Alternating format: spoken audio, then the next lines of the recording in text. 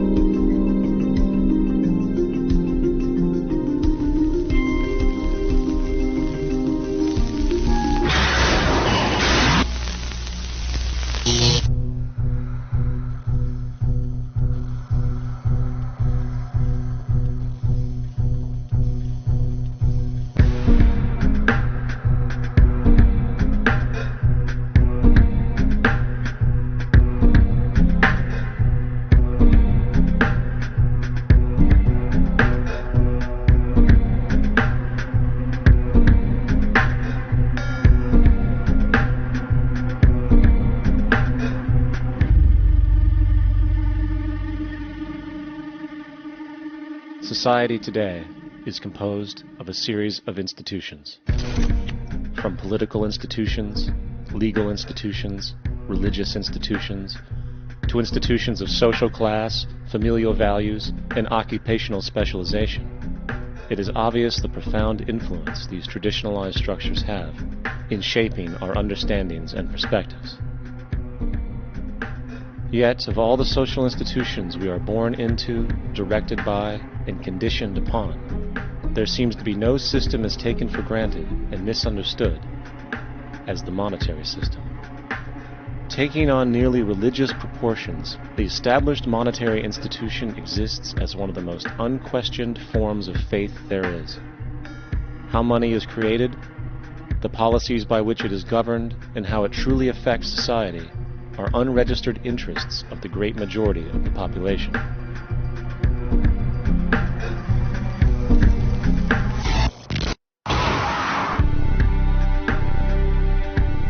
In a world where 1% of the population owns 40% of the planet's wealth, in a world where 34,000 children die every single day from poverty and preventable diseases, and where 50% of the world's population lives on less than $2 a day, one thing is clear: something is very wrong. And whether we are aware of it or not, the lifeblood of all of our established institutions, and thus society itself, is money. Therefore, understanding this institution of monetary policy is critical to understanding why our lives are the way they are. Unfortunately, economics is often viewed with confusion and boredom. Endless streams of financial jargon, coupled with intimidating mathematics, quickly deters people from attempts at understanding it. However, the fact is, the complexity associated with the financial system is a mere mask, designed to conceal one of the most socially paralyzing structures humanity has ever endured.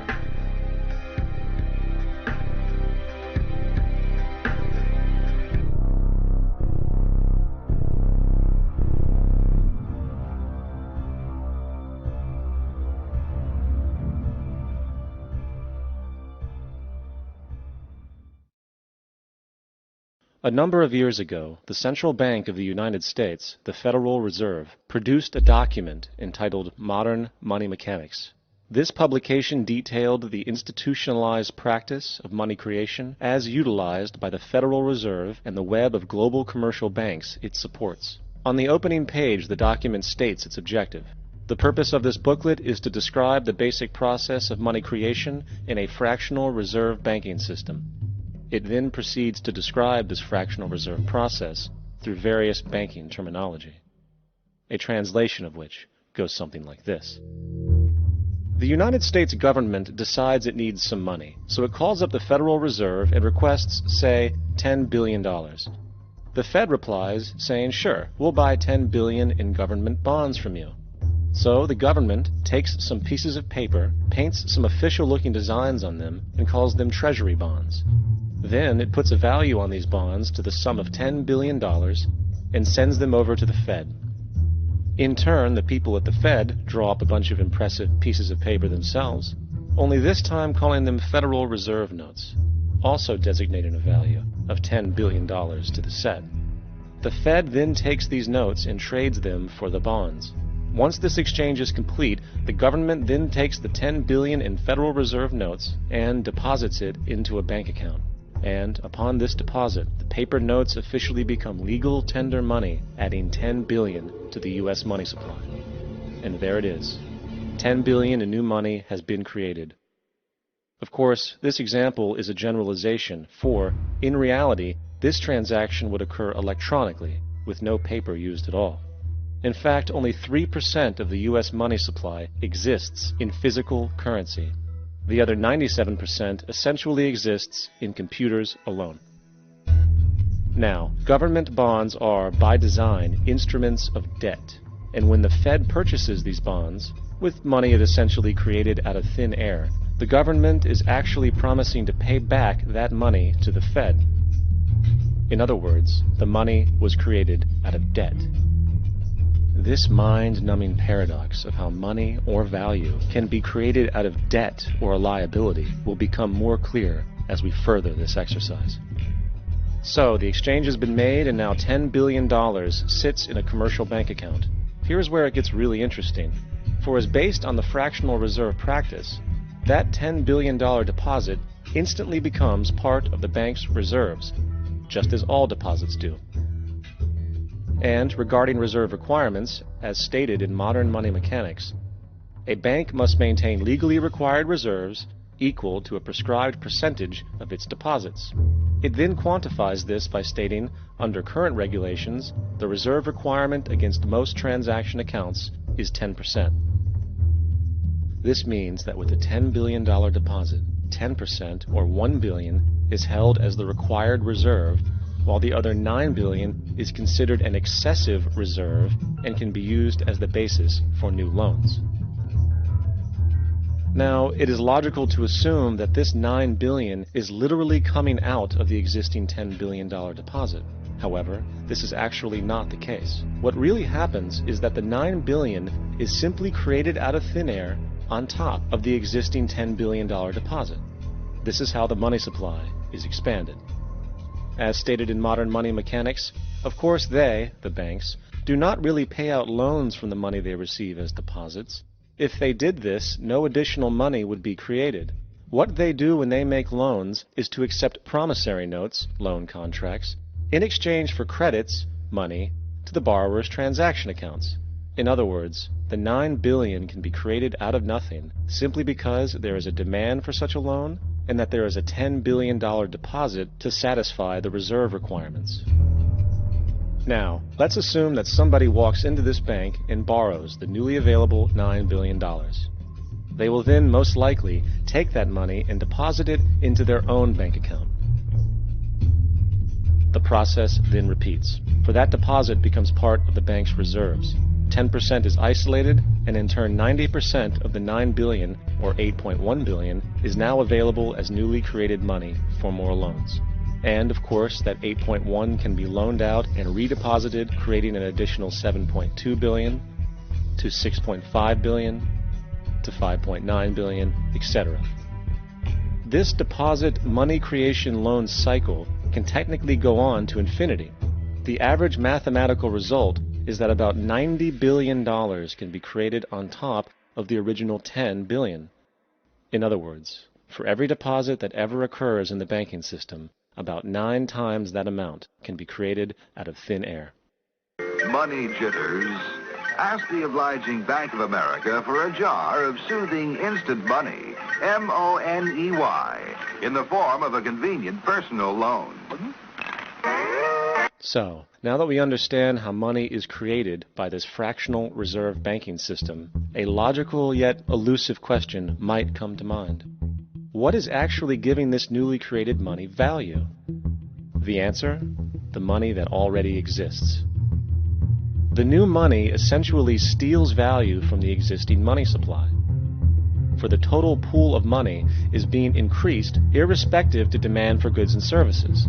And as supply and demand finds equilibrium, prices rise, diminishing the purchasing power of each individual dollar. This is generally referred to as inflation, and inflation is essentially a hidden tax on the public. What is the advice that you generally get? And that is, inflate the currency. They don't say debase the currency. They don't say devalue the currency. They don't say cheat the people who are saved. They say lower the interest rates. The real deception is when we distort the value of money. When we create money out of thin air, we have no savings, and yet there's so-called capital. So my question boils down to this: how in the world can we expect to solve the problems of inflation, that is, the increase in the supply of money, with more inflation? Of course, it can't.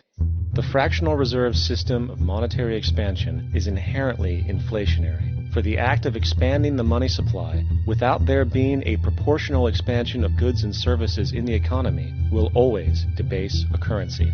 In fact, a quick glance at the historical values of the US dollar versus the money supply reflects this point definitively, for the inverse relationship is obvious. $1 in 1913 required $21.60 in 2007 to match value. That is a 96% devaluation since the Federal Reserve came into existence. Now, if this reality of inherent and perpetual inflation seems absurd and economically self-defeating, hold that thought, for absurdity is an understatement in regard to how our financial system really operates. For in our financial system, money is debt. And debt is money. Here is a chart of the U.S. money supply from 1950 to 2006. Here is a chart of the U.S. national debt for the same period. How interesting it is that the trends are virtually the same. For the more money there is, the more debt there is. The more debt there is, the more money there is. To put it a different way, every single dollar in your wallet is owed to somebody by somebody. For remember, the only way the money can come into existence is from loans. Therefore, if everyone in the country were able to pay off all debts, including the government, there would not be $1 in circulation.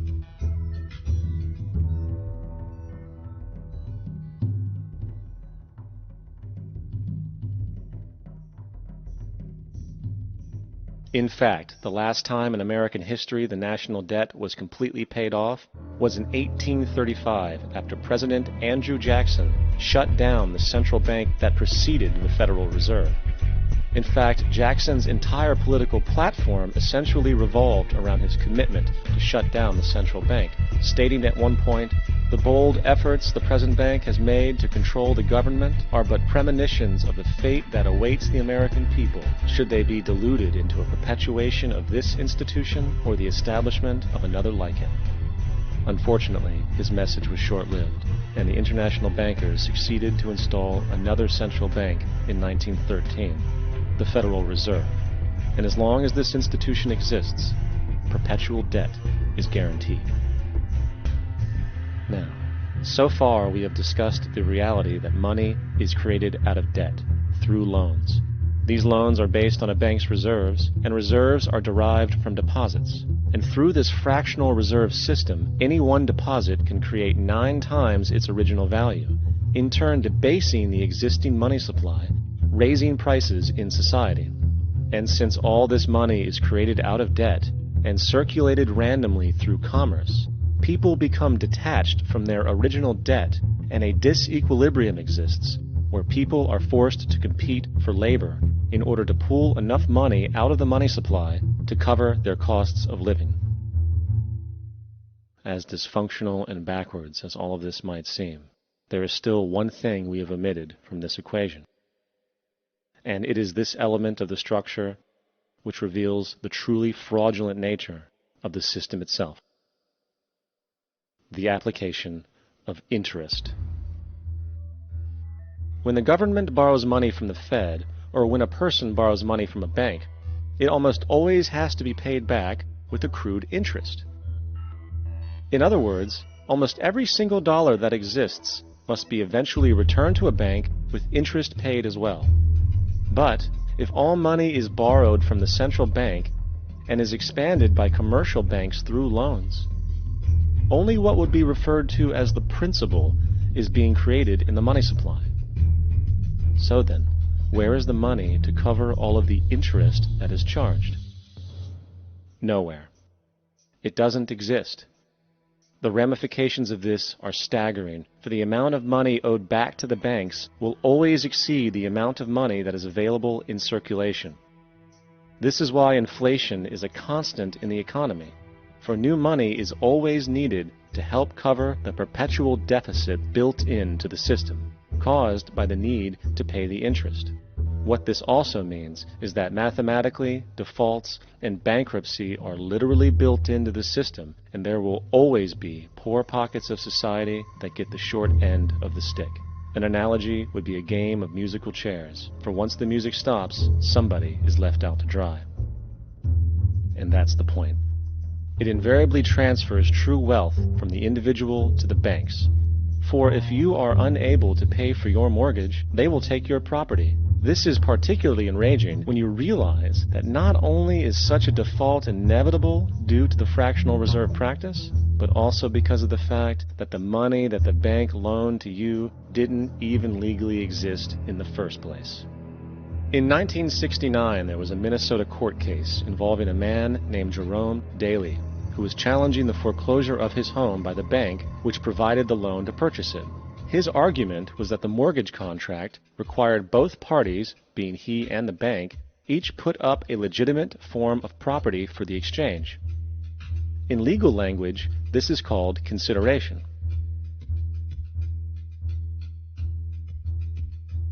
Mr. Daly explained that the money was, in fact, not the property of the bank, for it was created out of nothing as soon as the loan agreement was signed. Remember what modern money mechanics stated about loans? What they do when they make loans is to accept promissory notes in exchange for credits.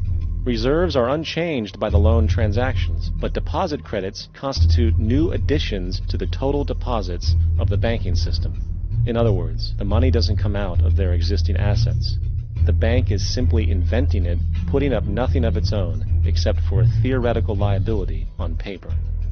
As the court case progressed, the bank's president, Mr. Morgan, took the stand, and in the judge's personal memorandum, he recalled that the plaintiff, bank's president, admitted that, in combination with the Federal Reserve Bank, did create the money and credit upon its books by bookkeeping entry. The money and credit first came into existence when they created it. Mr. Morgan admitted that no United States law or statute existed which gave him the right to do this. A lawful consideration must exist and be tendered to support the note. The jury found that there was no lawful consideration, and I agree. He also poetically added, "Only God can create something of value out of nothing." And upon this revelation, the court rejected the bank's claim for foreclosure, and Daly kept his home. The implications of this court decision are immense. For every time you borrow money from a bank, whether it is a mortgage loan or a credit card charge, the money given to you is not only counterfeit, it is an illegitimate form of consideration, and hence voids the contract to repay, for the bank never had the money as property to begin with.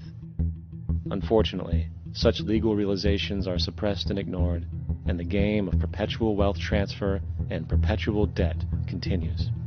And this brings us to the ultimate question: why? During the American Civil War, President Lincoln bypassed the high-interest loans offered by the European banks and decided to do what the Founding Fathers advocated, which was to create an independent and inherently debt-free currency. It was called the greenback. Shortly after this measure was taken, an internal document circulated between private British and American banking interests stated, "Slavery is but the owning of labor and carries with it the care of laborers, while the European plan is that capital shall control labor by controlling wages. This can be done by controlling the money. It will not do to allow the greenback, as we cannot control that." The fractional reserve policy perpetrated by the Federal Reserve, which has spread in practice to the great majority of banks in the world, is, in fact, a system of modern slavery. Think about it. Money is created out of debt. And what do people do when they are in debt? They submit to employment to pay it off. But if money can only be created out of loans, how can society ever be debt-free? It can't. And that's the point. And it is the fear of losing assets coupled with the struggle to keep up with the perpetual debt and inflation inherent in the system, compounded by the inescapable scarcity within the money supply itself, created by the interest that can never be repaid, that keeps the wage slave in line, running on the hamster wheel with millions of others, in effect powering an empire that truly benefits only the elite at the top of the pyramid. For, at the end of the day, who are you really working for? The banks. Money is created in a bank and invariably ends up in a bank. They are the true masters, along with the corporations and governments they support. Physical slavery requires people to be housed and fed. Economic slavery requires people to feed and house themselves. It is one of the most ingenious scams for social manipulation ever created, and at its core, it is an invisible war against the population. Debt is the weapon used to conquer and enslave societies, and interest is its prime ammunition. And as the majority walks around oblivious to this reality, the banks, in collusion with governments and corporations, continue to perfect and expand their tactics of economic warfare, spawning new bases, such as the World Bank and International Monetary Fund, while also inventing a new type of soldier, the birth of the Economic Hitman.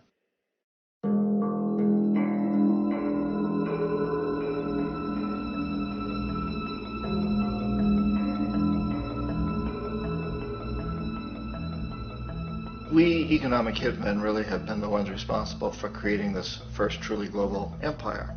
And we work many different ways.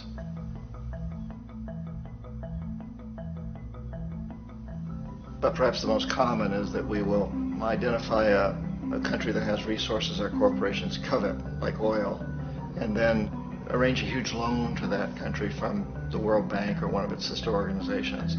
But the money never actually goes to the country. Instead, it goes to our big corporations to build infrastructure projects in that country, power plants, industrial parks, ports, things that benefit a few rich people in that country, in addition to our corporations, but really don't help the majority of the people at all. However, those people, the whole country is left holding a huge debt.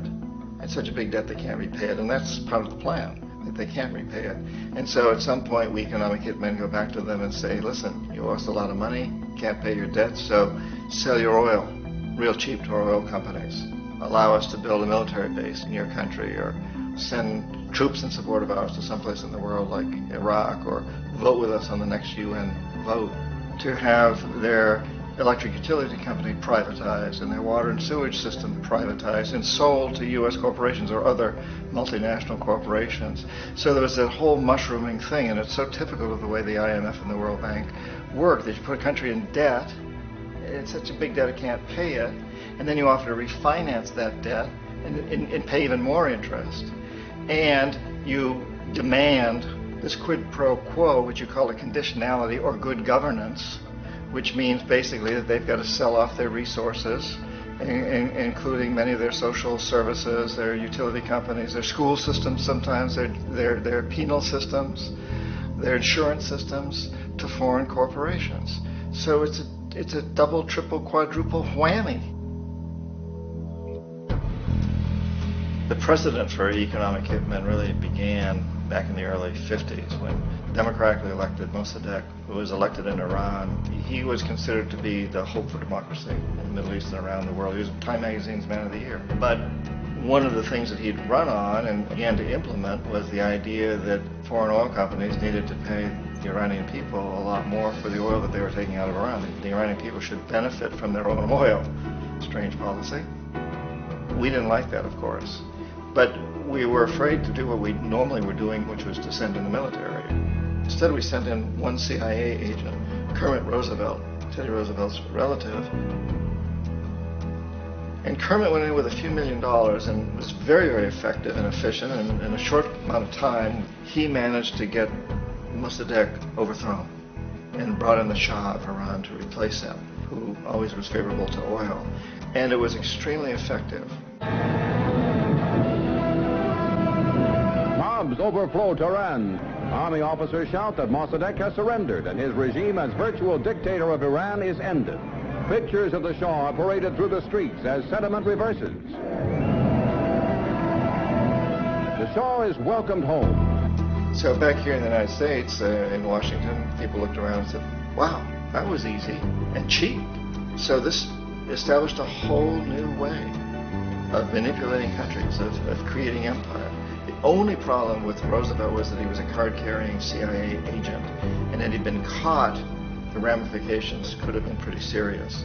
So very quickly at that point, the decision was made to use private consultants to channel the money through the World Bank or the IMF or one of the other such agencies, to bring in people like me who worked for private companies, so that if we got caught, there would be no governmental ramifications.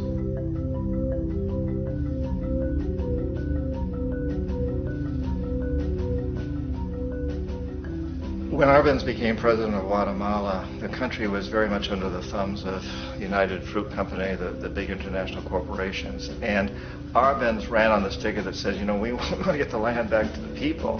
And once he took power, he was implementing policies that would do exactly that, give the land rights back to the people. United Fruit didn't like that very much.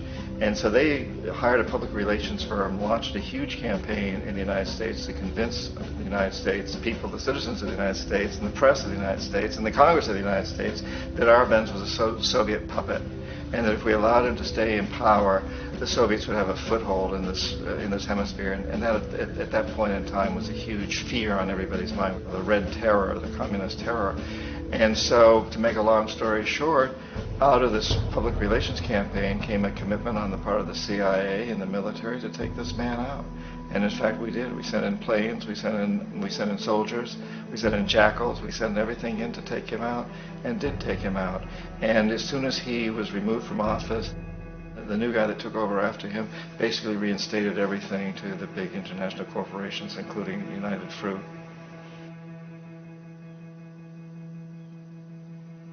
Ecuador for many, many years had been ruled by pro-U.S. dictators, often relatively brutal.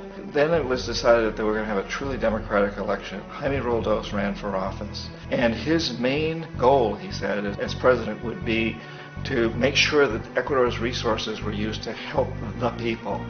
And he won, overwhelming, by more votes than anybody had ever won anything in Ecuador. And he began to implement these policies to make sure that the profits from oil went to help the people. Well, we didn't like that in the United States. I was sent down as one of several economic hitmen to change Roldos, to corrupt him, to bring him around, to let him know, okay, you can get very rich, you and your family, if you play our game, but if you continue to try to keep these policies you've promised, you're going to go. He wouldn't listen. He was assassinated. As soon as the plane crashed, the whole area was cordoned off. The only people allowed in were U.S. military from a nearby base and some of the Ecuadorian military. When an investigation was launched, two of the key witnesses died in car accidents before they had a chance to testify. A lot of very, very strange things that went on around the assassination of Jaime Roldos. I, like most people who've really looked at this case, have absolutely no doubt that it was an assassination. And of course, in my position as an economic hitman, I was always expecting something to happen to Jaime, whether it be a coup or assassination, I wasn't sure, but that he would be taken down because he was not being corrupted. He would not allow himself to be corrupted the way we wanted to corrupt him. Omar Torrijos, president of Panama, was, one of my favorite people. I really, really liked him. He was very charismatic. He was a guy who really wanted to help his country. And when I tried to bribe him or corrupt him, he said, look, John, he called me Juanito. He said, look, Juanito, I don't need the money.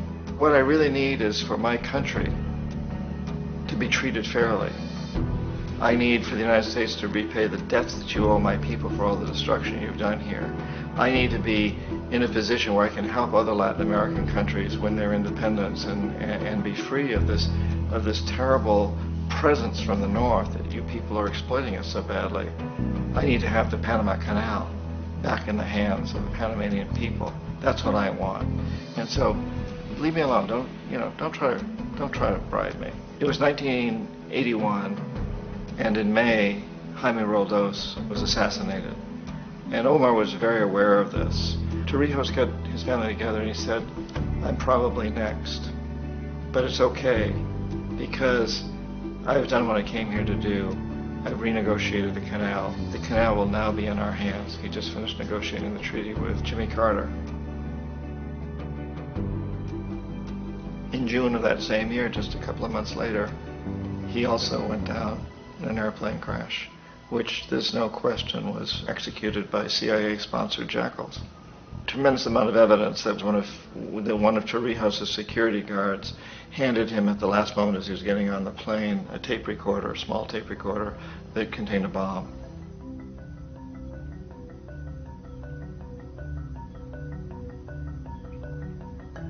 It is interesting to me how this system has continued pretty much the same way for years and years and years, except the economic hitmen have got better and better and better. Then we come up with, very recently, what happened in Venezuela. In 1998, Hugo Chavez gets elected president, following a long line of presidents who had been very corrupt and basically destroyed the economy of the country. And Chavez was elected amidst all that. Chavez stood up to the United States, and he's done it primarily demanding that Venezuelan oil be used to help the Venezuelan people. Well, we didn't like that in the United States. So in 2002, a coup was staged, which there's no question in my mind, and most other people's minds, that the CIA was behind that coup.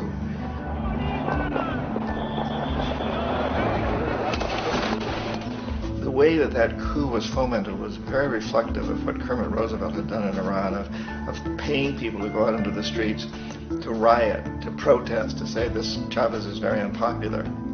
You know, if you can get a few thousand people to do that, television can make it look like it's the whole country, and things start to mushroom. Except in the case of Chavez, he was smart enough, and the people were so strongly behind him that they overcame it, which was a phenomenal moment in the history of Latin America.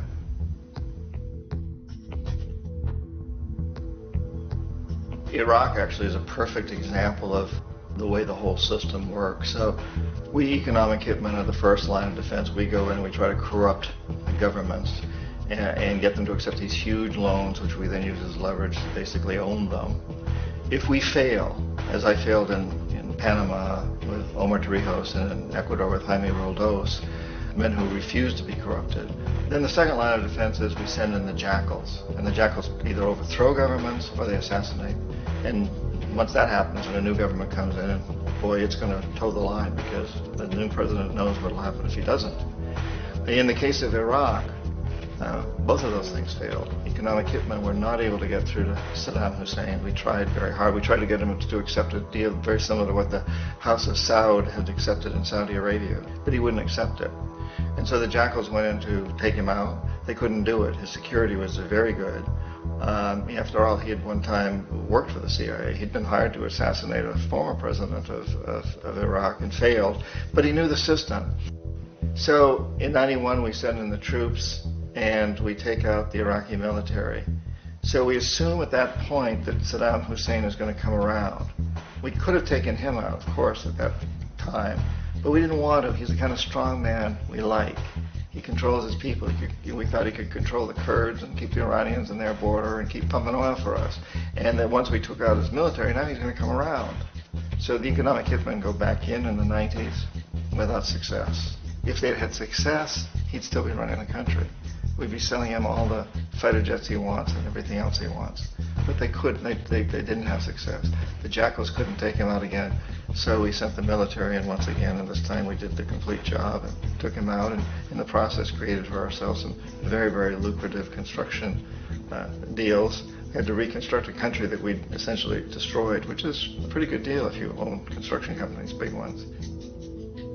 So, you know, Iraq shows the three stages. The economic hitmen failed there, the jackals failed there, and as a final measure, the military goes in. And in that way, we've really created an empire, but we've done it very, very subtly. It's clandestine. All the empires of the past were built on the military, and everybody knew they were building them. So the British knew they were building them, the French, the Germans, the Romans, the Greeks. And they were proud of it, and they always had some excuse like spreading civilization, spreading some religion, something like that. But they knew they were doing it. We don't. The majority of the people in the United States have no idea that we're living off the benefits of a clandestine empire, that today there's more slavery in the world than ever before. And then you have to ask yourself, well, if it's an empire, then who's the emperor? Obviously, our presidents of the United States are not emperors. An emperor is someone who's not elected, doesn't serve a limited term, and doesn't report to anyone, essentially. So you can't classify our presidents that way. But we do have what I consider to be the equivalent of the emperor, and it's what I call the corporatocracy. The corporatocracy is this group of individuals who run our biggest corporations, and they really act as the emperor of this empire. They control our media, either through direct ownership or advertising. They control most of our politicians because they finance their campaigns, either through their corporations or through personal contributions that come out of the corporations. They're not elected. They don't serve a limited term. They don't report to anybody.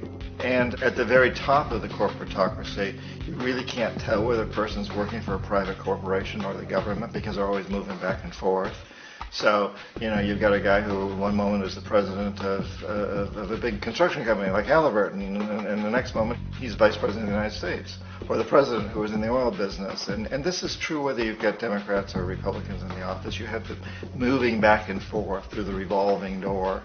And in a way, our government is invisible a lot of the time, and its policies are carried out by our corporations on one level or another. And then again, the policies of the government are basically forged by the corporatocracy and then presented to the government, and they become government policies. So it's an incredibly cozy relationship. This isn't a conspiracy theory type of thing. These people don't have to get together and plot to do things. They all basically work under one primary assumption, and that is that they must maximize profits regardless of the social and environmental costs.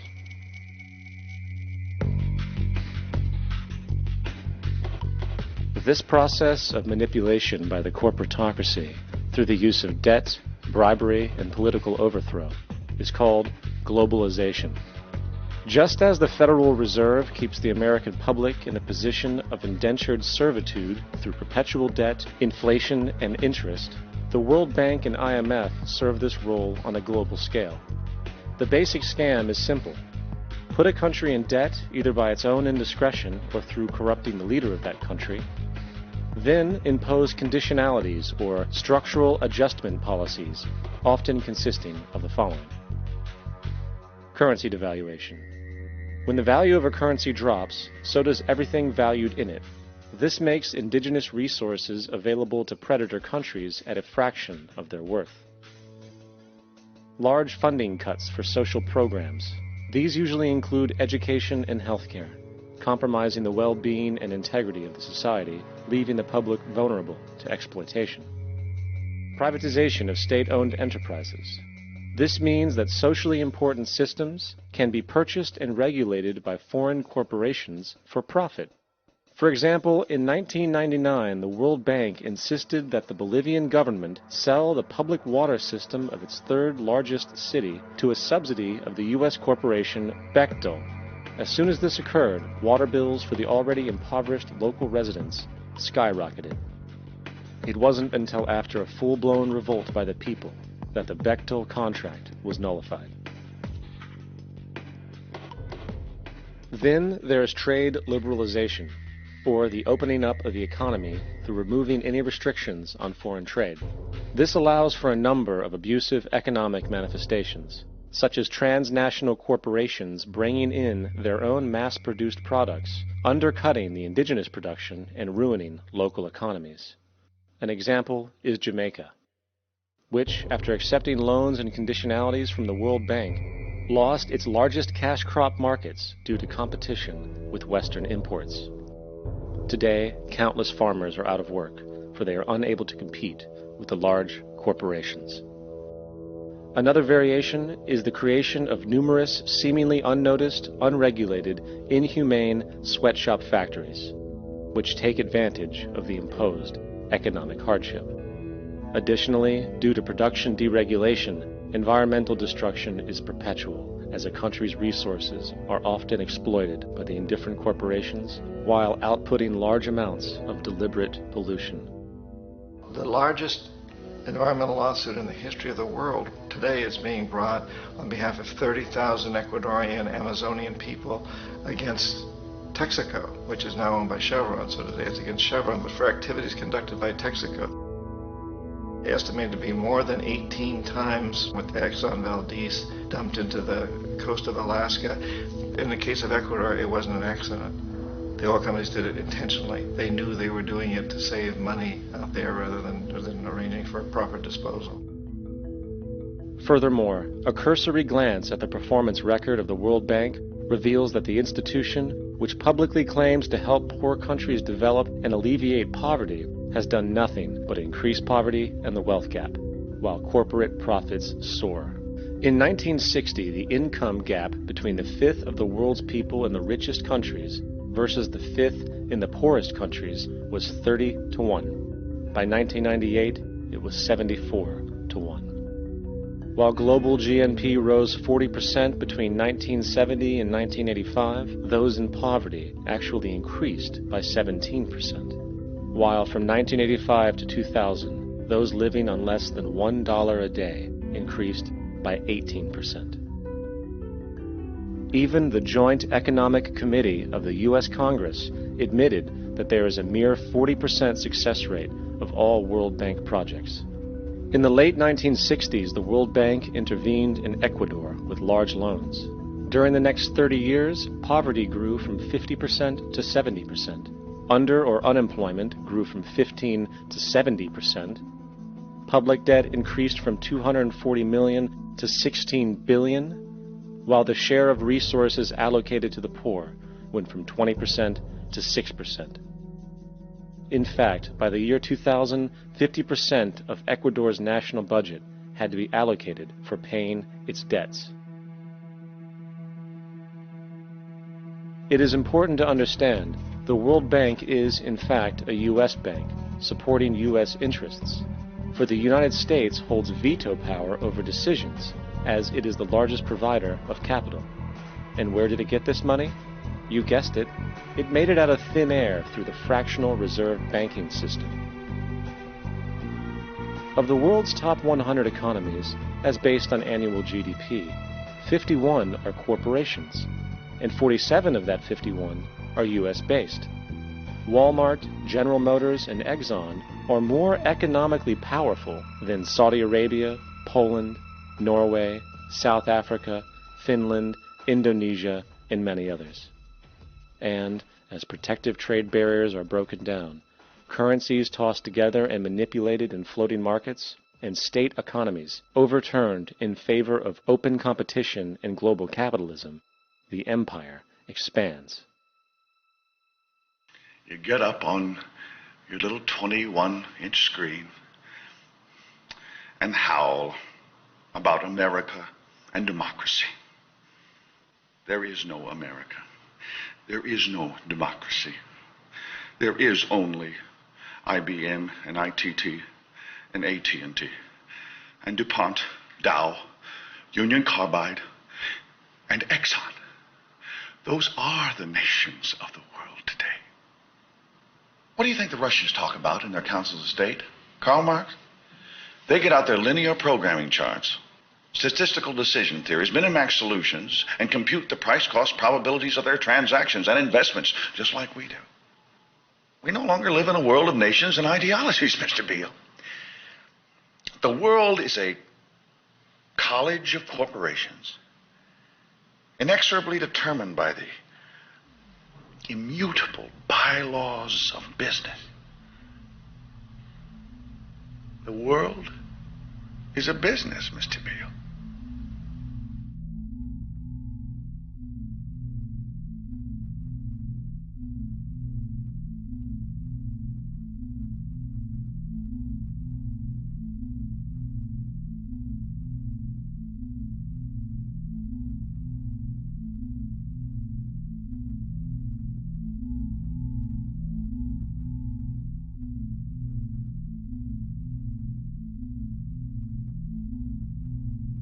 The world is being taken over by a handful of business powers who dominate the natural resources we need to live while controlling the money we need to obtain these resources. The end result will be world monopoly, based not on human life, but financial and corporate power. And as the inequality grows, naturally more and more people are becoming desperate. So the establishment was forced to come up with a new way to deal with anyone who challenges the system. So they gave birth to the terrorist. The term terrorist is an empty distinction, designed for any person or group who chooses to challenge the establishment. This isn't to be confused with the fictional Al-Qaeda, which was actually the name of a computer database for the US-supported Mujahideen in the 1980s.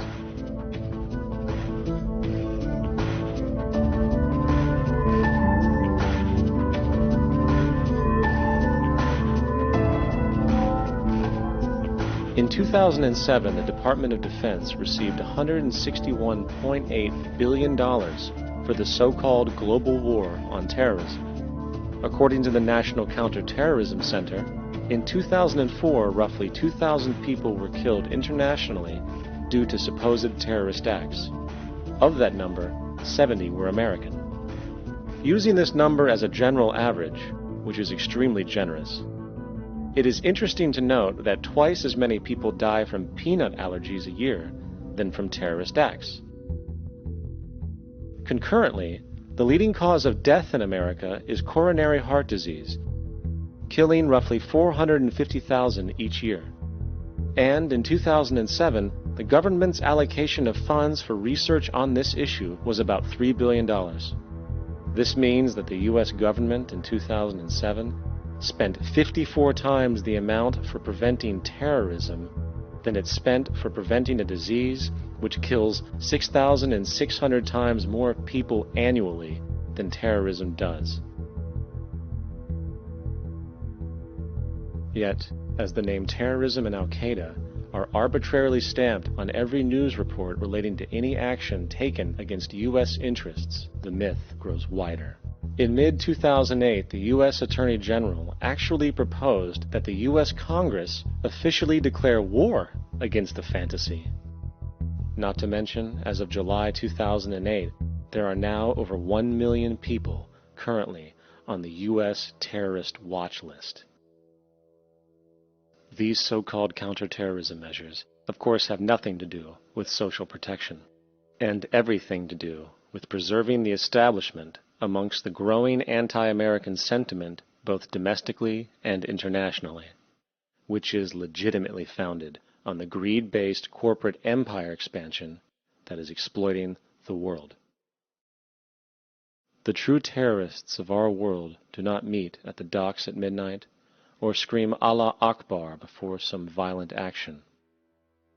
The true terrorists of our world wear $5,000 suits and work in the highest positions of finance, government, and business. So, what do we do? How do we stop a system of greed and corruption that has so much power and momentum? How do we stop this aberrant group behavior which feels no compassion for, say, the millions slaughtered in Iraq and Afghanistan, so the corporatocracy can control energy resources and opium production for Wall Street profit?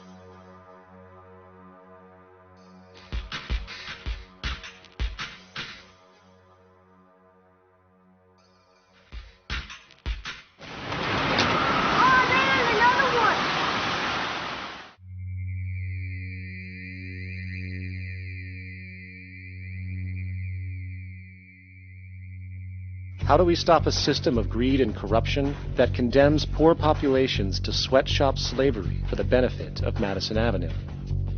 Or that engineers false flag terror attacks for the sake of manipulation? Or that generates built-in modes of social operation which are inherently exploitative?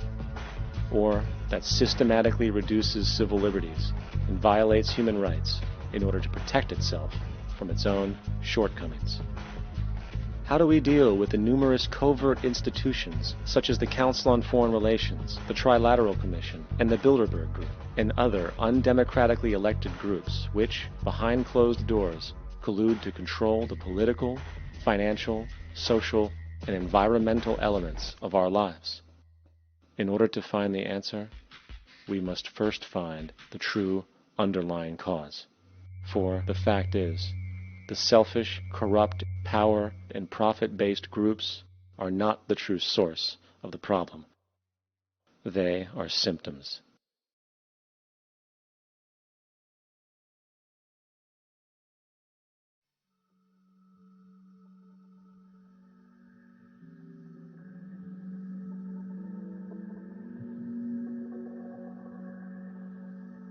My name is Jacque Fresco. I'm an industrial designer and a social engineer. I'm very much interested in society, in developing a system that might be sustainable for all people. First of all, the word corruption is a monetary invention. That aberrant behavior that's disruptive to the well-being of people, while you're dealing with human behavior. And human behavior appears to be environmentally determined, meaning if you were raised by the Seminole Indians as a baby, never saw anything else, you'd hold that value system. And this goes for nations, it goes for individuals, for families. They try to indoctrinate their children to their particular faith and their country and make them feel like they're part of that. And they build a society which they call established. They establish a workable point of view and tend to perpetuate that, whereas all societies are really emergent, not established. And so they fight new ideas that would interfere with the establishment. Governments try to perpetuate that which keeps them in power. People are not elected to political office to change things. They're put there to keep things the way they are. So you see, the basis of corruption is in our society. Let me make it clear. All nations, then, are basically corrupt because they tend to uphold existing institutions. I don't mean to uphold or downgrade all nations, but communism, socialism, fascism, the free enterprise system, and all other subcultures are the same. They are all basically corrupt. The most fundamental characteristic of our social institutions is the necessity for self-preservation. Whether dealing with a corporation, a religion, or a government, the foremost interest is to preserve the institution itself. For instance, the last thing an oil company would ever want is the utilization of energy that was outside of its control, for it makes that company less relevant to society. Likewise, the Cold War and the collapse of the Soviet Union was, in reality, a way to preserve and perpetuate the established economic and global hegemony of the United States. Similarly, religions condition people to feel guilty for natural inclinations, each claiming to offer the only path to forgiveness and salvation. At the heart of this institutional self-preservation lies the monetary system, for it is money that provides the means for power and survival. Therefore, just as a poor person might be forced to steal in order to survive, it is a natural inclination to do whatever is needed to continue an institution's profitability. This makes it inherently difficult for profit-based institutions to change, for it puts in jeopardy not only the survival of large groups of people, but also the coveted materialistic lifestyles associated with affluence and power. Therefore, the paralyzing necessity to preserve an institution, regardless of its social relevance, is largely rooted in the need for money or profit.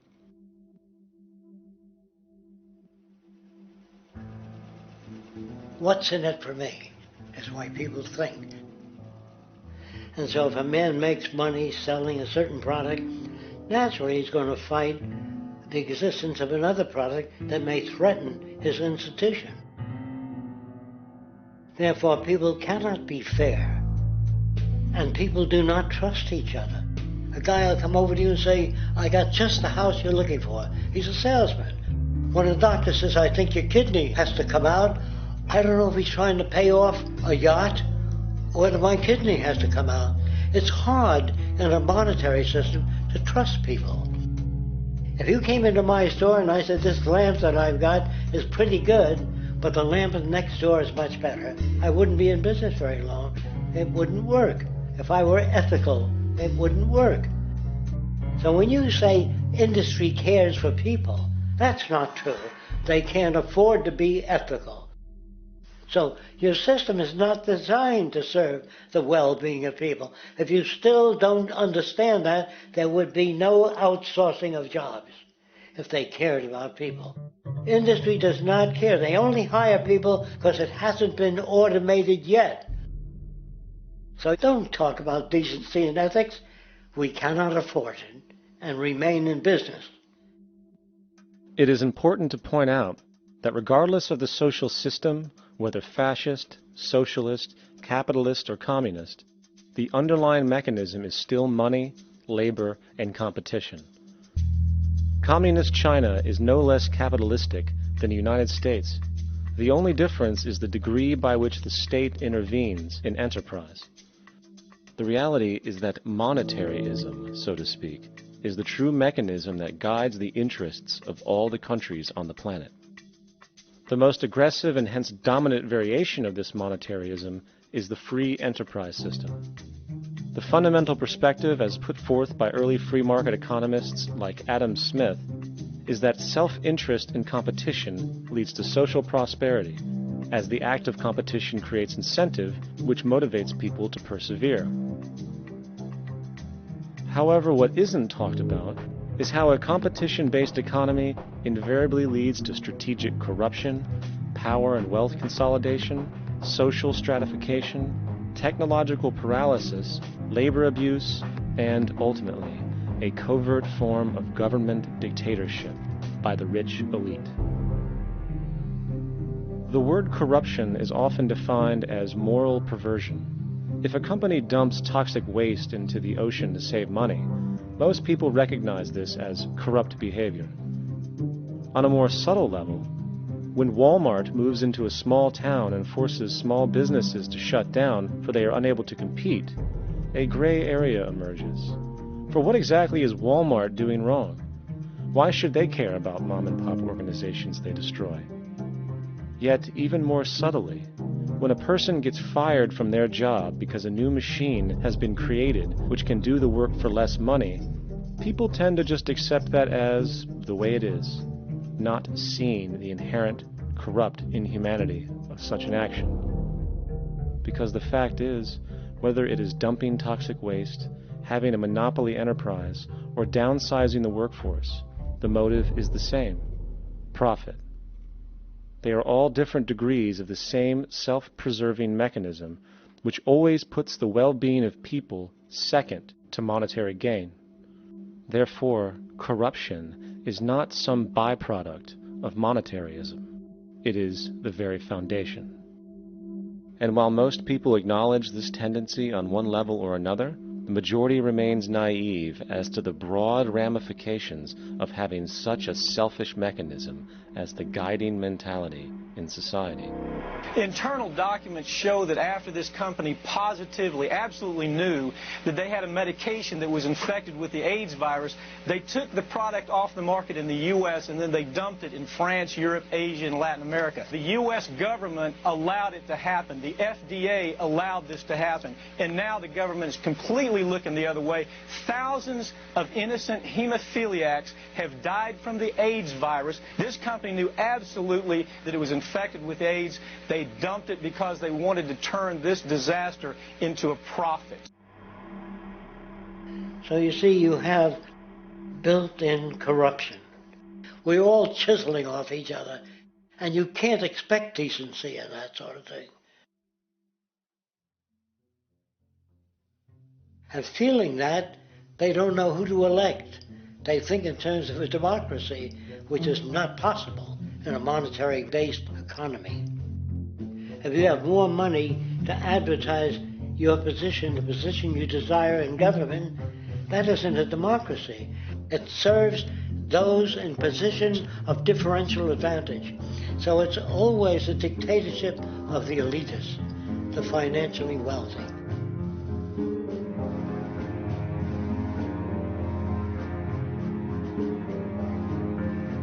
It is an interesting observation to note how seemingly unknown personalities magically appear on the scene as presidential candidates.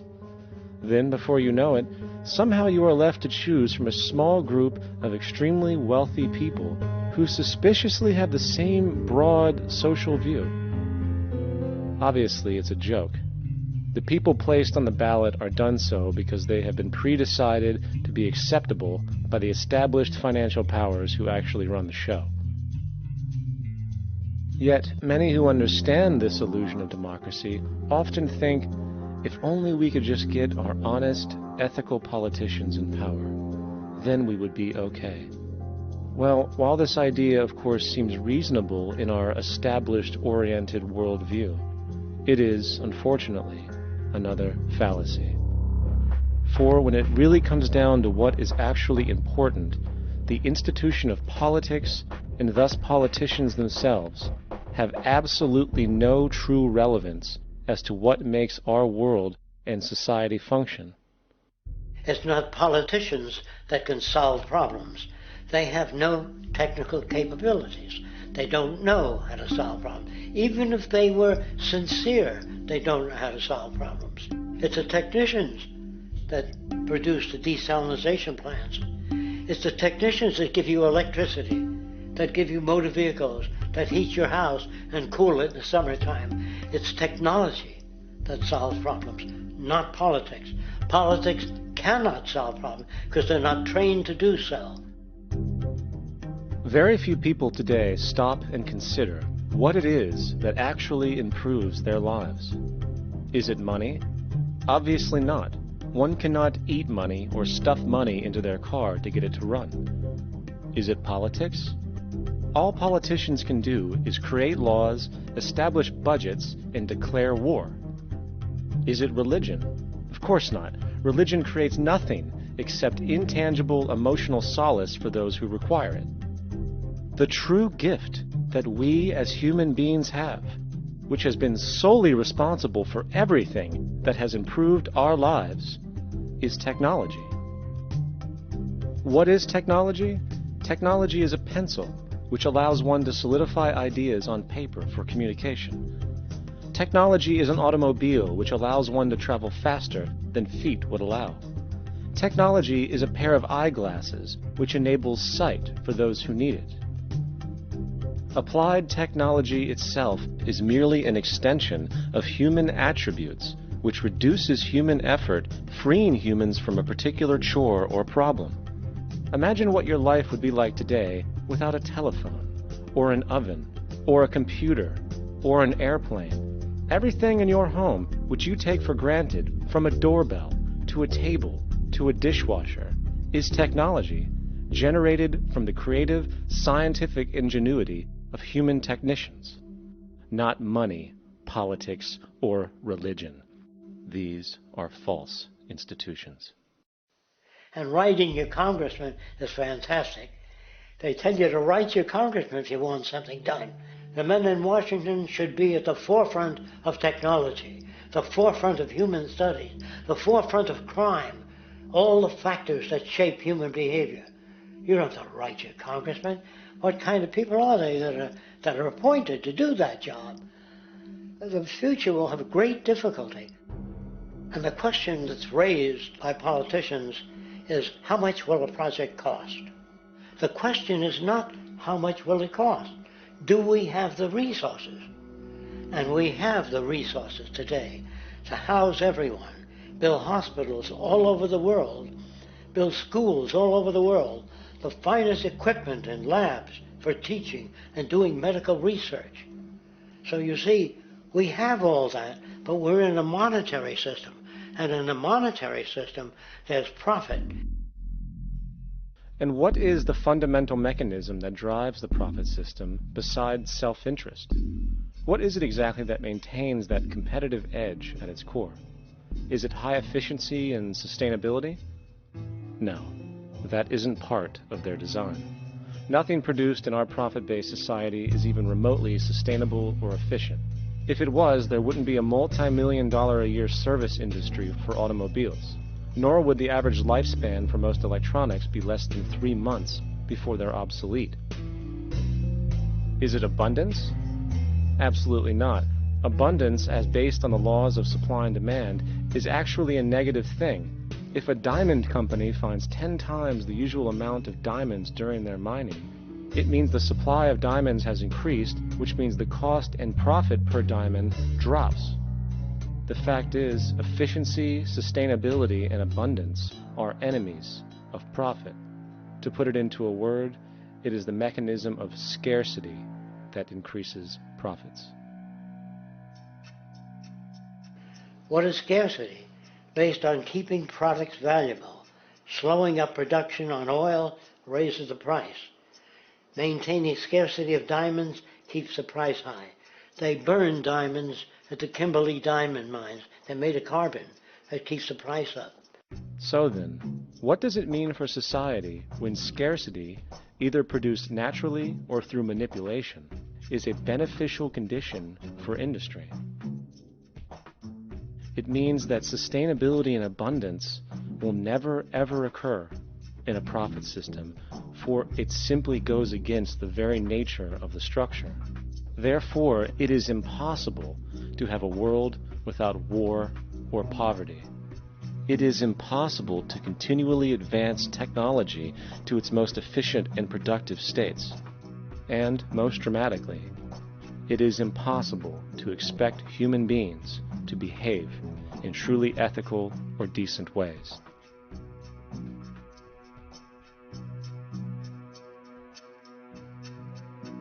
People use the word instinct because they can't account for the behavior. They sit back and they evaluate with their lack of knowledge, and they say things like, humans are built a certain way, greed is a natural thing, as though they've worked for years on it, and it's no more natural than wearing clothing.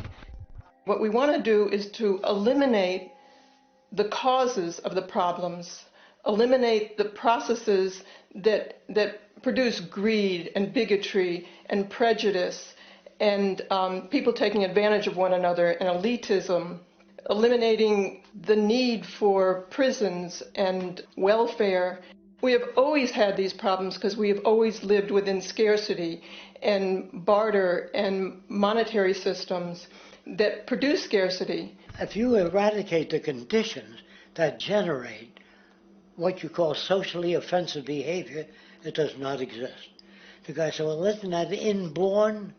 No, it's not. There is no human nature. There's human behavior, and that's always been changed throughout history. You're not born with bigotry and greed and corruption and hatred.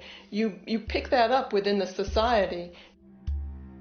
War, poverty, corruption, hunger, misery, human suffering will not change in a monetary system. That is, there'll be very little significant change. It's going to take the redesign of our culture, our values, and it has to be related to the carrying capacity of the earth, not some human opinion or some politician's notions of the way the world ought to be, or some religious notions of the conduct of human affairs. And that's what the Venus Project is about. The society that we're about to talk about is a society that is free of all the old superstitions, incarceration, prisons, police, cruelty, and law. All laws will disappear, and the professions will disappear that are no longer valid, such as stockbrokers, bankers, advertising, gone forever, because it's no longer relevant. When we understand that it is technology devised by human ingenuity which frees humanity and increases our quality of life, we then realize that the most important focus we can have is on the intelligent management of the Earth's resources. For it is from these natural resources we gain the materials to continue our path of prosperity. Understanding this, we then see that money fundamentally exists as a barrier to these resources, for virtually everything has a financial cost. And why do we need money to obtain these resources? Because of real or assumed scarcity. We don't usually pay for air and tap water because it is in such high abundance, selling it would be pointless. So then, logically speaking, if resources and technologies applicable to creating everything in our societies, such as houses, cities, and transportation, were in high enough abundance, there would be no reason to sell anything. Likewise, if automation and machinery was so technologically advanced as to relieve human beings of labor, there would be no reason to have a job.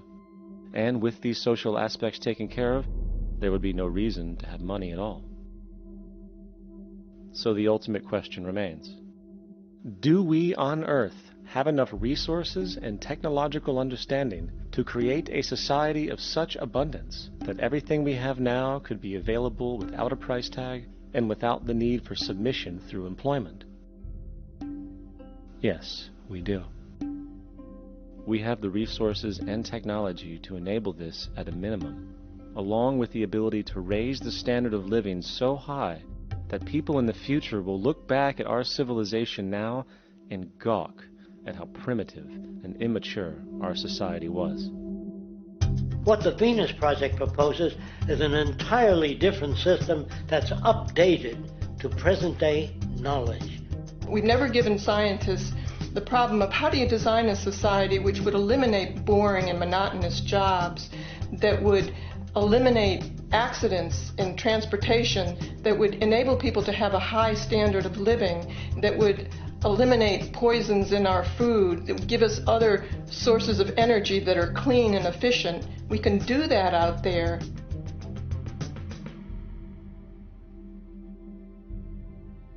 The major difference between a resource-based economy and a monetary system is that a resource-based economy is really concerned with people and their well-being, where a monetary system has become so distorted that the concerns of the people are really secondary, if they're there at all.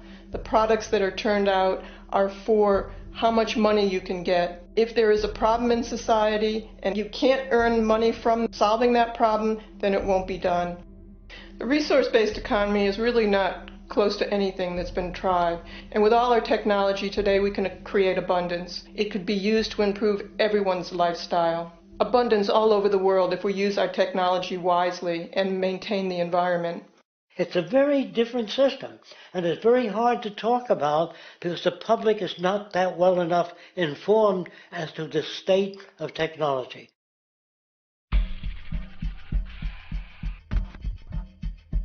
At present, we don't have to burn fossil fuels. We don't have to use anything that would contaminate the environment. There are many sources of energy available.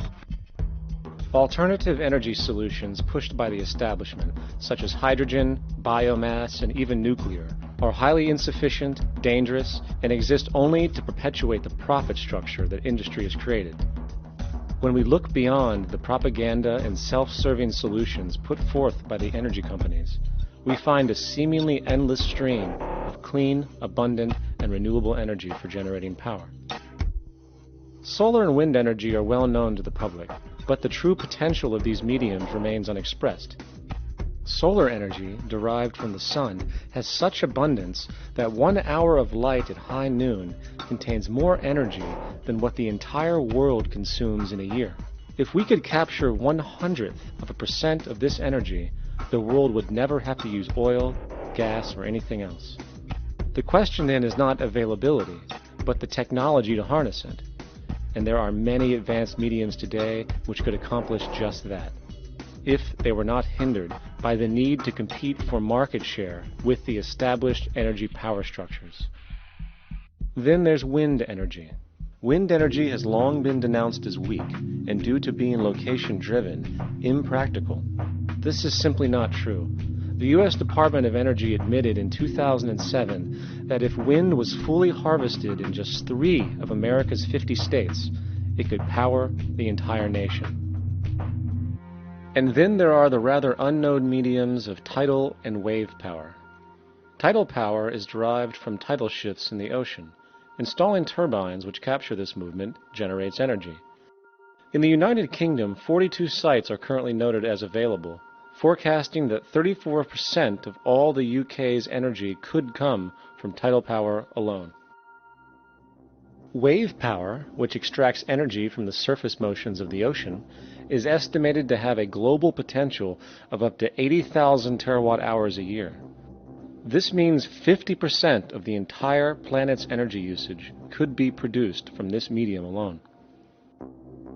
Now, it is important to point out that tidal, wave, solar, and wind power requires virtually no preliminary energy to harness, unlike coal, oil, gas, biomass, hydrogen, and all the others. In combination, these 4 mediums alone, if efficiently harnessed through technology, could power the world forever. That being said, there happens to be another form of clean, renewable energy which trumps them all: geothermal power. Geothermal energy utilizes what is called heat mining, which, through a simple process using water, is able to generate massive amounts of clean energy. In 2006, an MIT report on geothermal energy found that 13,000 zettajoules of power are currently available in the Earth, with the possibility of 2,000 zettajoules being easily tappable with improved technology. The total energy consumption of all the countries on the planet is about half of a zettajoule a year. This means about 4,000 years of planetary power could be harnessed in this medium alone. And when we understand that the Earth's heat generation is constantly renewed, this energy is really limitless and could be used forever. These energy sources are only a few of the clean, renewable mediums available, and as time goes on, we will find more. The grand realization is that we have total energy abundance without the need for pollution, traditional conservation, or in fact, a price tag. And what about transportation? The prevailing means of transportation in our societies is by automobile and aircraft, both of which predominantly need fossil fuels to run. In the case of the automobile, the battery technology needed to power an electric car that can go over 100 miles an hour for over 200 miles on one charge exists, and has existed for many years. However, due to battery patents controlled by the oil industry, which limits their availability to maintain market share, coupled with political pressure from the energy industry, the accessibility and affordability of this technology is limited. There is absolutely no reason other than pure, corrupt profit interest that every single vehicle in the world cannot be electric and utterly clean, with zero need for gasoline. As far as airplanes, it is time we realize that this means of travel is inefficient, cumbersome, slow, and causes far too much pollution. This is a maglev train. It uses magnets for propulsion. It is fully suspended by a magnetic field and requires less than 2% of the energy used for plane travel. The train has no wheels, so nothing can wear out. The current maximum speed of versions of this technology, as used in Japan, is 361 miles per hour. However, this version of the technology is very dated. An organization called ET3, which has connections with the Venus Project, has established a tube-based maglev that can travel up to 4,000 miles per hour in a motionless, frictionless tube, which can go over land or underwater. Imagine going from LA to New York for an extended lunch break, or from Washington, D.C. to Beijing, China in 2 hours. This is the future of continental and intercontinental travel, fast, clean, with only a fraction of the energy usage we use today for the same means. In fact, between maglev technology, advanced battery storage, and geothermal energy, there would be no reason to ever burn fossil fuels again. And we can do this now if we were not held back by the paralyzing profit structure. Now, America is inclined toward fascism. It has a propensity, by its dominant philosophy and religion, to uphold the fascist point of view. American industry is essentially a fascist institution. If you don't understand that, the minute you punch that time clock, you walk into a dictatorship. We're given notions about the respectability of work, and I really look at it as being paid slavery. They're brought up to believe that you shall earn your living by the sweat of your brow. That holds people back, freeing people from drudgery, repetitive jobs which make them ignorant. You rob them. In our society, that is a resource-based economy, machines free people. You see, we can't imagine that because we've never known that kind of world. If we look back at history, we see a very clear pattern of machine automation slowly replacing human labor. From the disappearance of the elevator man to the near full automation of an automobile production plant, the fact is, as technology grows, the need for humans in the workforce will continually be diminished. This creates a serious clash, which proves the falseness of the monetary-based labor system. for human employment is in direct competition with technological development. Therefore, given the fundamental priority of profit by industry, people through time will be continually laid off and replaced by machine. When industry takes on a machine, instead of shortening the workday, they downsize. You lose your job. So you have a right to fear machines. In a high-technology, resource-based economy, it is conservative to say that about 90% of all current occupations could be phased out by machines, freeing humans to live their life without servitude, for this is the point of technology itself. And through time, with nanotechnology and other highly advanced forms of science, it is not far-fetched to see how even complex medical procedures could be performed by machines as well, and based on the pattern, with much higher success rates than humans get today. The path is clear, but our monetary-based structure, which requires labor for income, blocks this progress, for humans need jobs in order to survive. The bottom line is that this system must go, or we will never be free, and technology will be constantly paralyzed. When you have machines that clean out sewers, it frees a human being from doing that. So look at machines as extensions of human performance.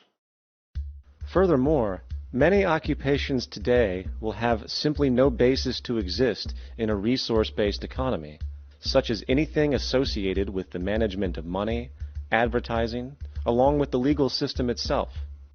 For without money, a great majority of the crimes that are committed today would never occur.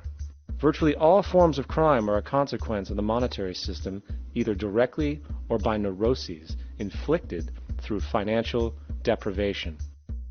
Therefore, laws themselves could eventually become extinct. Instead of putting up a sign, drive carefully, slippery when wet, put abrasive in the highway so it's not slippery when wet. And if a person gets in a car that's drunk and the car oscillates a great deal, there's a little pendulum that swings up and back, and that'll pull the car over to the side. Not a law. Solution. Put sonar and radar in automobiles so they can't hit one another. Man-made laws are attempts to deal with occurring problems, and not knowing how to solve them, they make a law. In the United States, the most privatized, capitalist country on the planet, it should come as no surprise that it also has the largest prison population in the world, growing every year. Statistically, most of these people are uneducated and come from poor, deprived societies. And, contrary to propaganda, it is this environmental conditioning which lures them into criminal and violent behavior. However, society looks the other way in regard to this point. The legal and prison systems are just more examples of how our society avoids examining the root causes of behavior. Billions are spent each year on prisons and police, while only a fraction is spent on programs for poverty, which is one of the most fundamental variables responsible for crime to begin with. And as long as we have an economic system which prefers and in fact creates scarcity and deprivation, crime will never go away.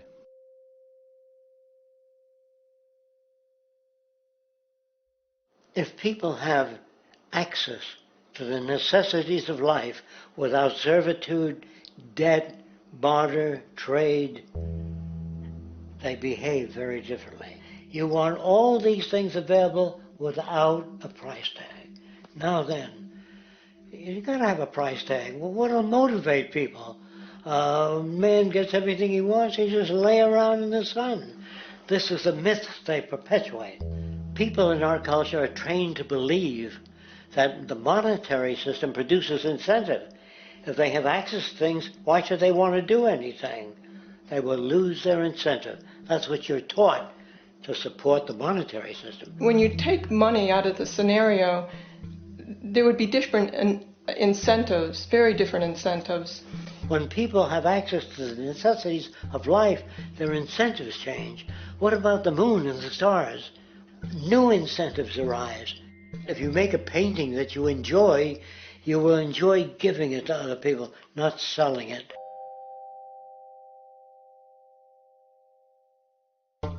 I think most of the education that I've seen today is essentially producing a person for a job. It's very specialized. They're not generalists. People don't know a lot about a lot of different subjects.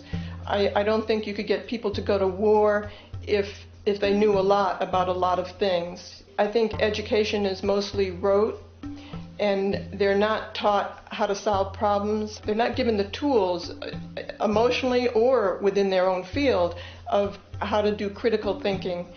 A resource-based economy, the education would be very different. Our society's major concern is mental development and to motivate each person to their highest potential. Because our philosophy is the smarter people are, the richer the world, because everybody becomes a contributor. The smarter your kids are, the better my life will be, because they'll be contributing more constructively to the environment and to my life, because everything that we devise within a resource-based economy would be applied to society. There would be nothing to hold it back.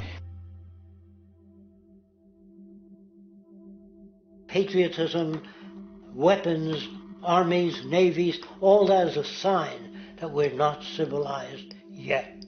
Kids will ask their parents, didn't you see the necessity of machines? Dad, couldn't you see that war was inevitable when you produce scarcity? Isn't it obvious? Of course the kid will understand that you were pinheads, raised merely to serve the established institutions.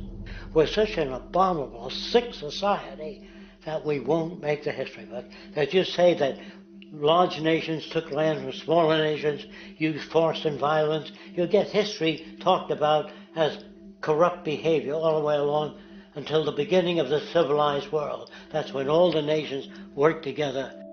World unification, working toward common good for all human beings, and without anyone being subservient to anyone else. Without social stratification, whether it be technical elitism or any other kind of elitism, eradicated from the face of the earth.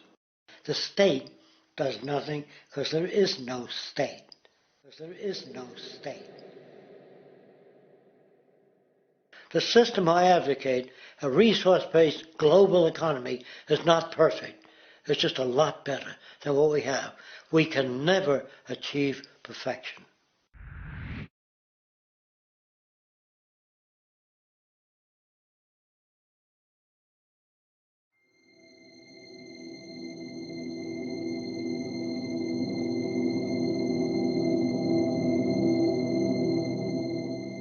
The social values of our society, which has manifested in perpetual warfare, corruption, oppressive laws, social stratification, irrelevant superstitions, environmental destruction, and a despotic, socially indifferent, profit-oriented ruling class, is fundamentally the result of a collective ignorance of two of the most basic insights humans can have about reality: the emergent and symbiotic aspects of natural law. The emergent nature of reality is that all systems, whether it is knowledge, society, technology, philosophy, or any other creation, will, when uninhibited, undergo fluid, perpetual change. What we consider commonplace today, such as modern communication and transportation, would have been unimaginable in ancient times. Likewise, the future will contain technologies, realizations, and social structures that we cannot even fathom in the present. We have gone from alchemy to chemistry, from a geocentric universe to a heliocentric, from believing that demons were the cause of illness to modern medicine. This development shows no sign of ending, and it is this awareness that aligns us and leads us on a continuous path to growth and progress. Static, empirical knowledge does not exist. Rather, it is the insight of the emergence of all systems we must recognize. This means we must be open to new information at all times, even if it threatens our current belief system and hence identities. Sadly, society today has failed to recognize this, and the established institutions continue to paralyze growth by preserving outdated social structures. Simultaneously, the population suffers from a fear of change, for their conditioning assumes a static identity, and challenging one's belief system usually results in insult and apprehension, for being wrong is erroneously associated with failure, when, in fact, to be proven wrong should be celebrated, for it is elevating someone to a new level of understanding, furthering awareness. The fact is, there is no such thing as a smart human being, for it is merely a matter of time before their ideas are updated, changed, or eradicated. And this tendency to blindly hold on to a belief system, sheltering it from new, possibly transforming information, is nothing less than a form of intellectual materialism. The monetary system perpetuates this materialism not only by its self-preserving structures, but also through the countless number of people who have been conditioned into blindly and thoughtlessly upholding these structures, therefore becoming self-appointed guardians of the status quo. Sheep, which no longer need a sheepdog to control them, for they control each other by ostracizing those who step out of the norm. This tendency to resist change and uphold existing institutions for the sake of identity, comfort, power, and profit is completely unsustainable, and will only produce further imbalance, fragmentation, distortion, and invariably, destruction. It's time to change. From hunters and gatherers, to the agricultural revolution, to the industrial revolution, the pattern is clear. It is time for a new social system which reflects the understandings we have today.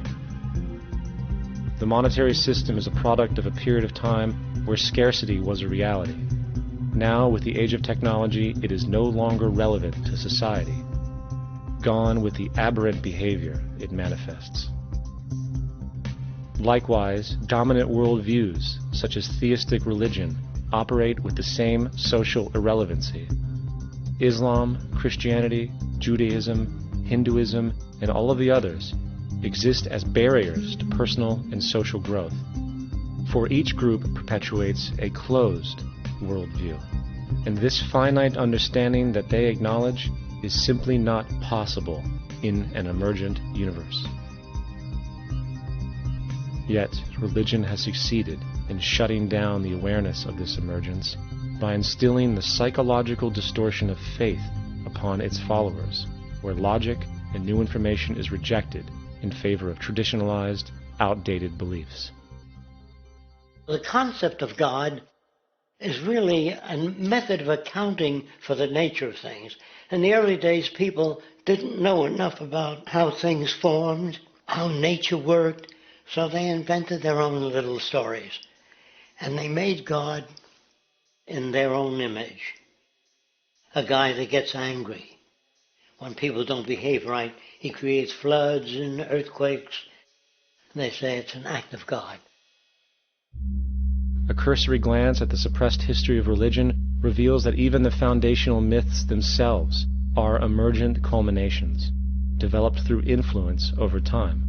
For example, a cardinal doctrine of the Christian faith is the death and resurrection of Christ.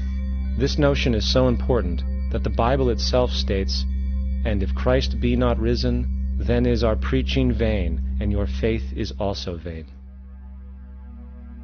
Yet it is very difficult to take this account literally, for not only is there no primary source denoting this supernatural event in secular history, awareness of the enormous number of pre-Christian saviors who also died and were resurrected immediately puts the story in mythological territory by association. Early church figures such as Tertullian went to great lengths to break these associations, even claiming that the devil caused the similarities to occur, stating in the 2nd century, "The devil, whose business is to pervert the truth, mimics the exact circumstance of the divine sacraments. He baptizes his believers and promises forgiveness of sins. He celebrates the oblation of bread and brings in the symbol of the resurrection. Let us therefore acknowledge the craftiness of the devil, who copied certain things of those that be divine."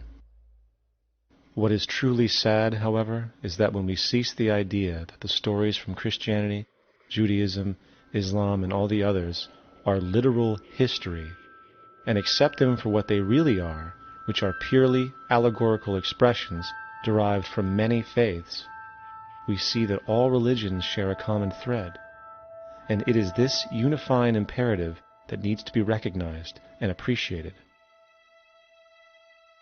Religious belief has caused more fragmentation and conflict than any other ideology. Christianity alone has 34,000 different subgroups. The Bible is subject to interpretation. When you read it, you say, I think Jesus meant this. I think Job meant that. Oh no, he meant this. So you have the Lutheran, the Seventh-day Adventist, the Catholic, and a church divided is no church at all. And a church divided is no church at all. And this point on division, which is a trademark of all theistic religions, brings us to our second failure of awareness, the false assumption of separation through the rejection of the symbiotic relationship of life. Apart from the understanding that all natural systems are emergent, where all notions of reality will be constantly developed, altered, and even eradicated, we must also understand that all systems are, in fact, invented fragments, merely for the sake of conversation. For there is no such thing as independence in nature. The whole of nature is a unified system of interdependent variables, each a cause and a reaction, existing only as a concentrated whole. You don't see the plug connected to the environment, so it looks like we're free, wandering around. Take the oxygen away, we all die immediately. Take plant life away, we die. And without the sun, all the plants die. So we are connected. We really must take into account the totality. This isn't just a human experience on this planet. This is a total experience. And we know we can't survive without plants and animals. We know we can't survive without the four elements, And so when are we going to really start taking that into account? That's what it is to be successful. Success depends on how well we relate to everything around us. I'm very aware of the fact that my grandson cannot possibly hope to inherit a sustainable, peaceful, stable, socially just world unless every child today growing up in Ethiopia, in Indonesia, in Bolivia, in Palestine, in Israel also has that same expectation. You got to take care of the whole community or you're going to have serious problems. And now we have to see that the whole world is the community. And we must all take care of each other that way. And it's not just a community of human beings. It's a community of plants and animals and elements. And we really need to understand that. That's what's going to bring us joy, too, and pleasure. That's what's missing in our lives right now. We can call it spirituality, but the fact of the matter is joy comes from that bliss of connectedness. That's our God spirit. That's that side of ourselves that really feels it. And you can feel it deep inside you. It's this amazing, wonderful feeling. And you know it when you get it. You don't get it from money. You get it from connection. Now, if that isn't a hazard to this country, how are we going to keep building nuclear weapons? You know what I mean? What's going to happen to the arms industry when we realize we're all one?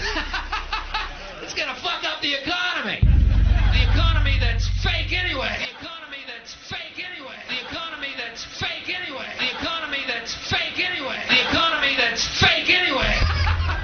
Which would be a real bummer. You can see why the government's cracking down on the idea of experiencing unconditional love.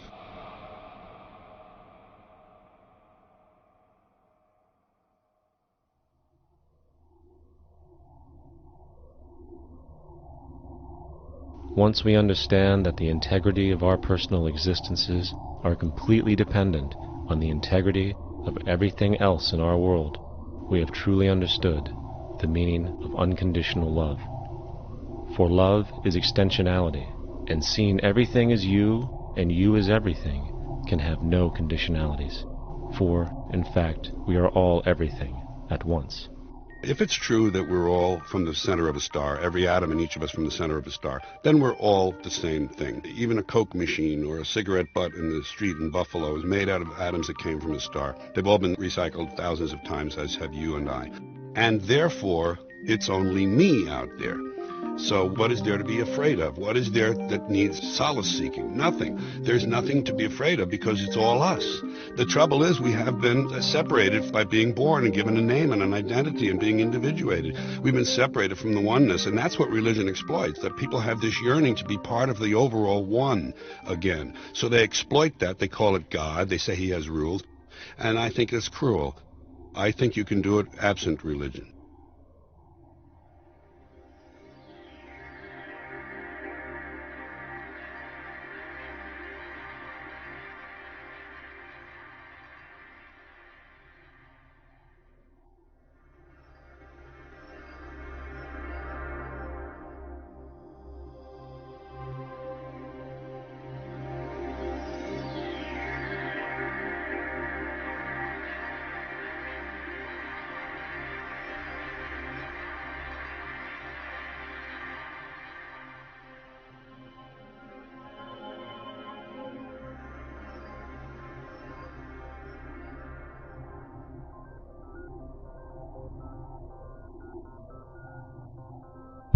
It's time to claim the unity our outmoded social systems have broken apart, and work together to create a sustainable global society where everyone is taken care of and everyone is truly free. Your personal beliefs, whatever they may be, are meaningless when it comes to the necessities of life.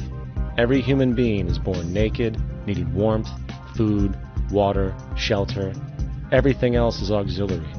Therefore, the most important issue at hand is the intelligent management of the Earth's resources. This can never be accomplished in a monetary system, for the pursuit of profit is the pursuit of self-interest, and therefore imbalance is inherent.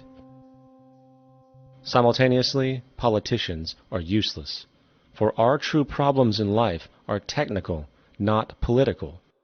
Furthermore, ideologies that separate humanity, such as religion, need strong reflection in the community in regard to its value, purpose, and social relevancy. Hopefully, through time, religion will lose its materialism and basis in superstition and move into the useful field of philosophy. The fact is, society today is backwards, with politicians constantly talking about protection and security rather than creation, unity, and progress. The U.S. alone now spends about $500 billion annually on defense. That is enough to send every high school senior in America to a 4-year college. In the 1940s, the Manhattan Project produced the first true weapon of mass destruction.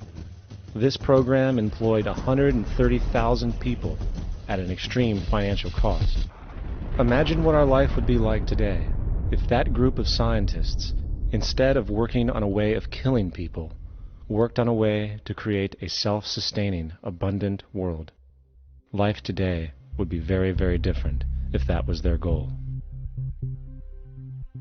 Instead of weapons of mass destruction, it is time to unleash something much more powerful. Weapons of mass creation.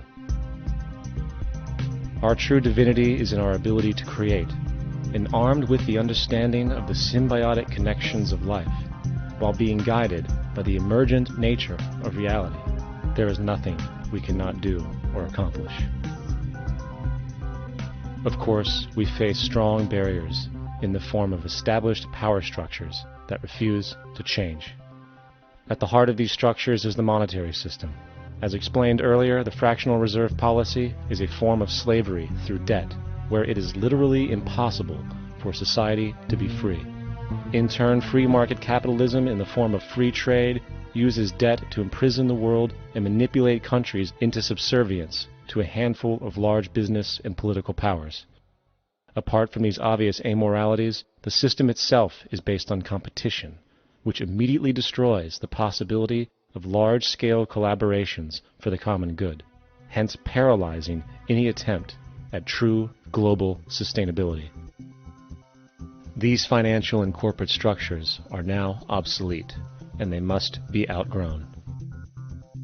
Of course, we cannot be naive enough to think that the business and financial elite are going to subscribe to this idea, for they will lose power and control. Therefore, peaceful yet highly strategic action must be taken. The most powerful course of action is simple. We have to alter our behavior to force the power structure to the will of the people. We must stop supporting the system. The only way the establishment will change is by our refusal to participate, while continuously acknowledging its endless flaws and corruptions. They're not going to give up the monetary system because of our designs or what we recommend. The system has to fail, and people have to lose confidence in their elected leaders. That will be a major turning point if the Venus Project is offered as a possible alternative. If not, I fear the consequences. The trends now indicate that our country is going bankrupt. The probability is our country will move toward a military dictatorship to prevent riots and complete social breakdown. Once the U.S. breaks down, all the other cultures will undergo similar things. As of now, the world financial system is on the brink of collapse due to its own shortcomings. The Comptroller of Currency stated in 2003 that the interest on the U.S. national debt will not be affordable in less than 10 years. This theoretically means total bankruptcy for the U.S. economy, and its implications for the world are immense. In turn, the fractional reserve-based monetary system is reaching its theoretical limits of expansion, and the banking failures you are seeing are just the beginning. This is why inflation is skyrocketing, all debt is at record levels, and the government and Fed are hemorrhaging new money to bail out the corrupt system. For the only way to keep the banks going is by making more money. The only way to make more money is to create more debt and inflation. It is simply a matter of time before the tables turn, and there is no one willing to take new loans, while defaults grow, as people are unable to afford their current loans. Then the expansion of money will stop, and contraction will begin on a scale never before seen, ending a century-long pyramid scheme. This has already begun. Therefore, we need to expose this financial failure for what it is, using this weakness to our advantage. Here are some suggestions. Expose the banking fraud. Citibank, J.P. Morgan Chase, and Bank of America are the most powerful controllers within the corrupt Federal Reserve System. It's time to boycott these institutions. If you have a bank account or a credit card with any of them, move your money to another bank. If you have a mortgage, refinance with another bank. If you own their stock, sell it. If you work for them, quit. This gesture will express contempt for the true powers behind the private banking cartel known as the Federal Reserve, and create awareness about the fraud of the banking system itself. 2. Turn off the TV news. Visit the emerging independent news agencies on the internet for your information. CNN, NBC, ABC, Fox, and all the others present all news pre-filtered to maintain the status quo. With 4 corporations owning all major media outlets, objective information is impossible. This is the true beauty of the internet, and the establishment has been losing control because of this free flow of information. We must protect the internet at all times, as it is truly our savior right now. 3. Don't ever allow yourself, your family, or anyone you know to ever join the military. This is an obsolete institution now used exclusively for maintaining an establishment that is no longer relevant. U.S. soldiers in Iraq work for U.S. corporations, not the people. Propaganda forces us to believe that war is natural and the military is an honorable institution. Well, if war is natural, why are there 18 suicides every single day by American veterans who have post-traumatic stress disorder? If our military men and women are so honored, why is it that 25% of the American homeless population are veterans? 4. Stop supporting the energy companies. If you live in a detached house, get off the grid. Investigate every means of making your home self-sustainable with clean energy. solar, wind, and other renewable energies are now affordable consumer realities, and considering the never-ending rising cost of traditional energies, it will likely be a cheaper investment over time. If you drive, get the smallest car you can, and consider using one of the many conversion technologies that can enable your car to be a hybrid, electric, or run on anything other than establishment fuels. 5. Reject the political system. The illusion of democracy is an insult to our intelligence. In a monetary system, there is no such thing as a true democracy, and there never was. We have two political parties owned by the same set of corporate lobbyists. They are placed in their positions by the corporations, with popularity artificially projected by their media. In a system of inherent corruption, the change of personnel every couple of years has very little relevance. Instead of pretending that the political game has any true meaning, focus your energy on how to transcend this failed system. And 6. Join the movement. Go to the zeitgeistmovement.com and help us create the largest mass movement for social change the world has ever seen. We must mobilize and educate everyone about the inherent corruption of our current world system, along with the only true sustainable solution, declaring all the natural resources on the planet as common heritage to all people, while informing everyone as to the true state of technology and how we can all be free if the world works together rather than fights. The choice lies with you. You can continue to be a slave to the financial system and watch the continuous wars, depressions, and injustice across the globe while placating yourself with vain entertainment and materialistic garbage. Or you can focus your energy on true, meaningful, lasting, holistic change, which actually has the realistic ability to support and free all humans with no one left behind. But, in the end, the most relevant change must occur first inside of you. The real revolution is the revolution of consciousness, and each one of us first needs to eliminate the divisionary, materialistic noise we have been conditioned to think is true, while discovering, amplifying, and aligning with the signal coming from our true empirical oneness. It is up to you. What we are trying in all these discussions and talks here is to see if we cannot radically bring about a transformation of the mind. Not accept things as they are, but to understand it, to go into it, to examine it, give your heart and your mind with everything that you have to find out, a way of living differently.